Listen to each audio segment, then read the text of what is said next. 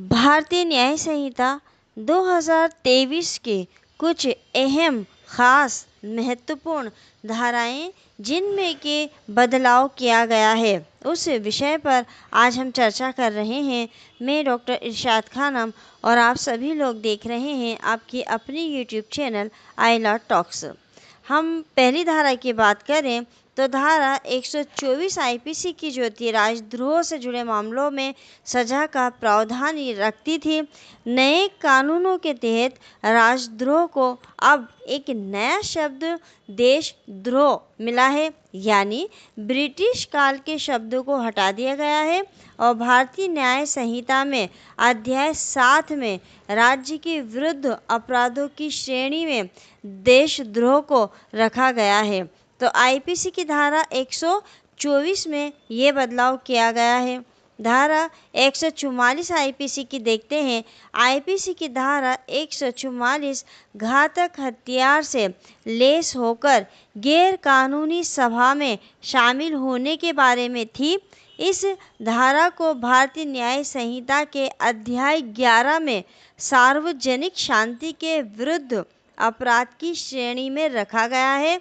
अब भारतीय न्याय संहिता की धारा 187 गैर कानूनी सभा के बारे में है, यानी अब धारा 144 का स्थान किसने ले लिया? धारा 187 ने। धारा 302 की बात करते हैं। पहले किसी की हत्या करने वाला धारा 302 के तहत आरोपी बनाया जाता था। हालांकि अब ऐसे अपराधियों को धारा 101 के तहत सजा मिलेगी। नए कानून के अनुसार हत्या की धारा को अध्याय 6 में मानव शरीर को प्रभावित करने वाले अपराध कहा जाएगा, यानी धारा 302 जो थी वो अब क्या हो गई है? धारा 101। धारा 307 की हम बात करें।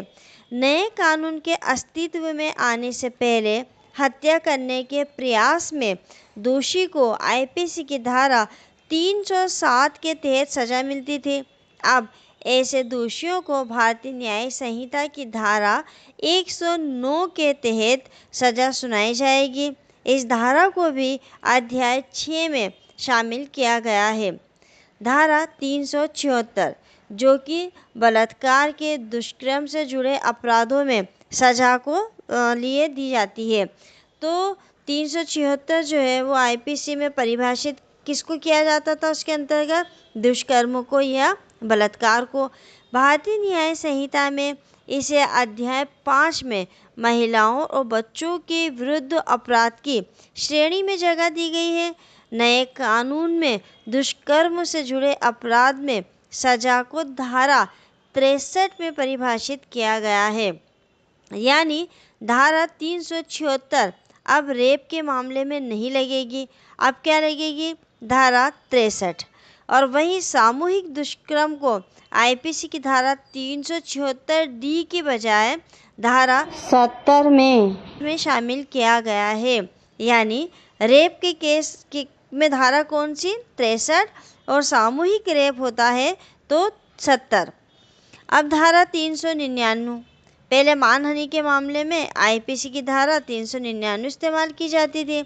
नए कानून में अध्याय 19 के तहत आपराधिक धमकी, अपमान, मानहानि आदि में इसे जगह दी गई है। मानहानि को भारतीय न्याय संहिता की धारा 356 में रखा गया है।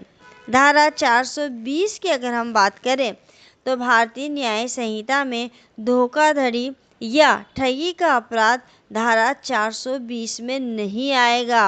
अब धारा 316 के अंतर्गत ये आएगा। इस धारा को भारतीय न्याय संहिता में अध्याय 17 में संपत्ति की चोरी के विरुद्ध अपराधों की श्रेणी में रखा गया है।